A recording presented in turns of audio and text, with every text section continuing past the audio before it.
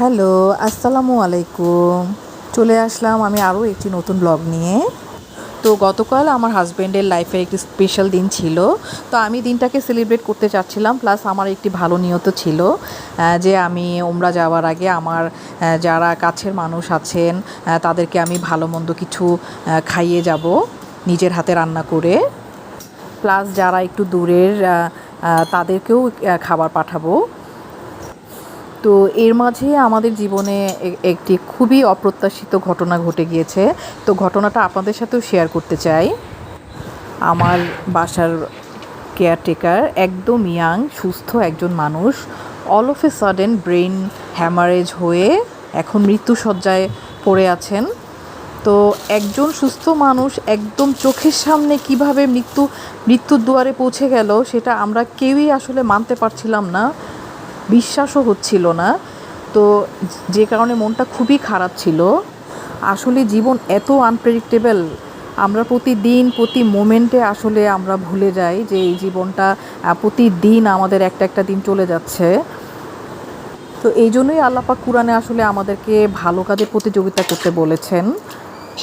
আমাদের সুস্থতার সময়টুকু যেন আমরা প্রতিদিন ভালোভাবে ভালো নেকিতে কাজে লাগাই, সেদিকে আসলে আমাদের খেয়াল রাখা উচিত। তো আমি কাচ্চি বিরিয়ানির প্রিপারেশনটা নিচ্ছিলাম। তো কাচ্চিটা আসলে আমি ফার্স্ট টাইমই বানাচ্ছিলাম। আমি আসলে বিরিয়ানি তেহারি এগুলি খুব ভালো পারি, বাট কাচ্চিটা আমার জন্য নিউ এক্সপেরিয়েন্স ছিল। আমি ট্রাই করেছি যাতে রেসিপি দেখে সুন্দর হয়। তো আসলে মোটামুটি ভালোই হয়েছিল, একদম এক্সক্লুসিভ কিছু হয়নি। তারপরও ফার্স্ট টাইম যেহেতু আমি আমার বেস্ট এফোর্টটা দিয়েছিলাম। সঙ্গে ছিল নারিকেলের একদম ঘন দুধের ফিরনি। তো আমি এগুলি এভাবে সাজিয়ে রেখেছিলাম। তো আমি আমার একটু ভাড়াটিয়ার জন্য খাবার পাঠিয়ে দিচ্ছিলাম। আমার খুবই শান্তি লেগেছে এগুলো করে। আসলে প্রত্যেকটা দিন একটিও যদি ভালো কাজ দিয়ে শেষ করি তাহলেও অনেক কনফিডেন্স পাই। তো আমি গেস্টরা চলে এসেছেন, আমি বিরিয়ানি বাড়ছি কাচ্চিটা। তো টেবিলটা সার্ভ করার পরে লুকটা ছিল ঠিক এই রকম। তো আমি আসলে আমার বেস্ট এফোর্টটা দিয়েছি আমার হাজব্যান্ডের জন্য। তো সবাই খুব এনজয় করে খাচ্ছে। কত টাকা কেজি? 480 টাকা।